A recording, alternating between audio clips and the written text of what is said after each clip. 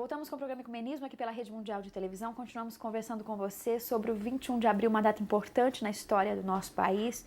Nos faz entender a partir dessa celebração um processo histórico essencial da nossa história, o processo da própria independência, né? O professor João Paulo Pimenta, professor doutor do Departamento de História da Universidade de São Paulo, que conversa hoje no programa Ecumenismo conosco, já nos falou, não é o começo da independência, mas é um dos focos que diagnosticavam como o Brasil estava e que precisava chegar ao processo da independência, um capítulo importante. E hoje, celebrar o 21 de abril, feriado nacional, ainda nos inspira muitas reflexões, né, professor? Sim.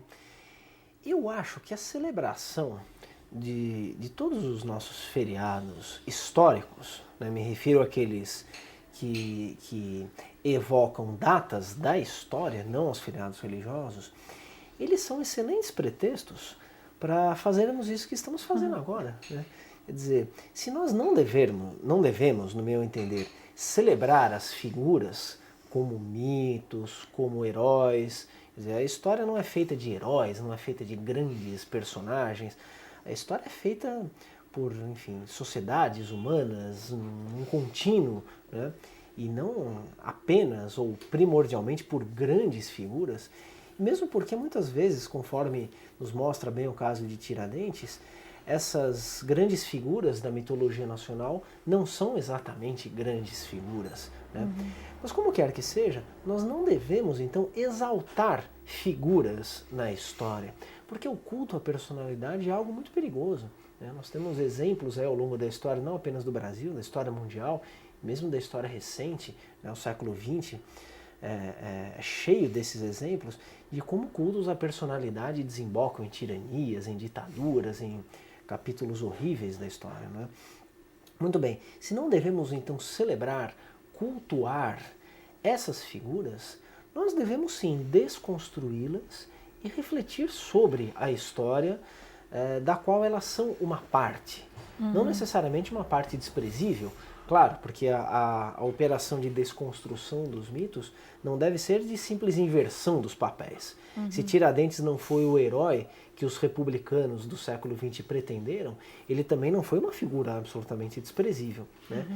Isso vale não apenas para Tiradentes, para o feriado do 21 de abril, mas para todos os nossos outros feriados, né? Então por que comemorar Zumbi? Para falar de Zumbi de Palmares, para falar da escravidão no Brasil. Por que falar do 22 de abril, né, um dia depois, né, do nosso feriado, para falarmos do descobrimento, um capítulo importante da história da expansão portuguesa pelo mundo, a mesma coisa o 15 de novembro, a mesma coisa todos os outros feriados. Eu acho que são datas importantes, repito e concluo, né, para reflexão, para conhecimento, são pretextos para que o brasileiro conheça um pouco mais da sua própria história, uma história que muitas vezes cede lugar à história de outros países, né? E uma história ainda muito pouco conhecida, muito pouco familiar de nós mesmos, né?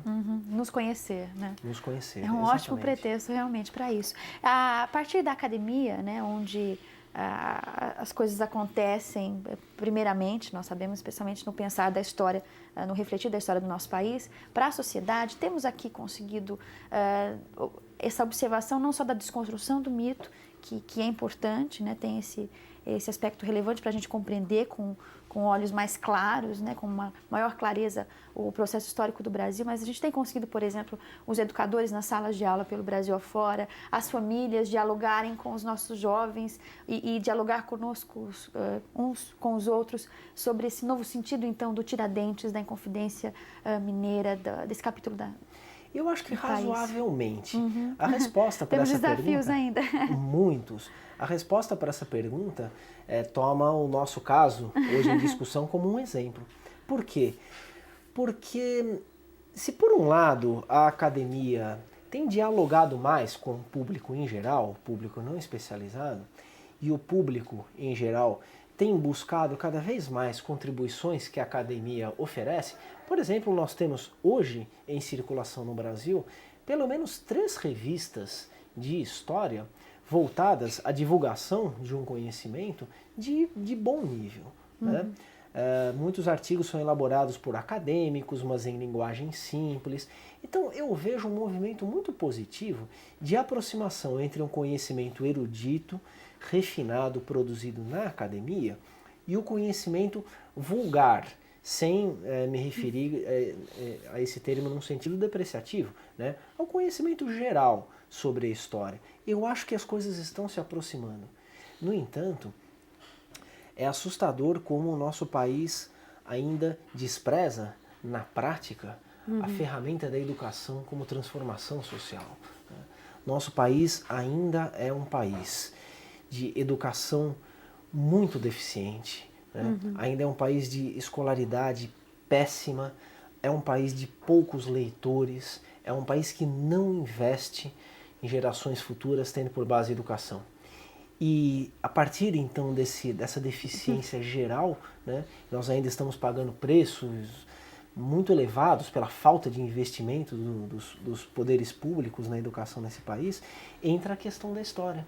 Né? Então, falamos muito menos de Tiradentes e da Inconfidência Mineira do que deveríamos falar, embora esse programa seja mais um esforço positivo nesse sentido, porque a educação nesse país ainda é muito ruim. E sem educação não há conhecimento da história, não é? É verdade. Muito obrigada, professor, por sua presença no programa Ecumenismo, por nos receber no seu local de trabalho para falar desse assunto. Imagina, foi um prazer.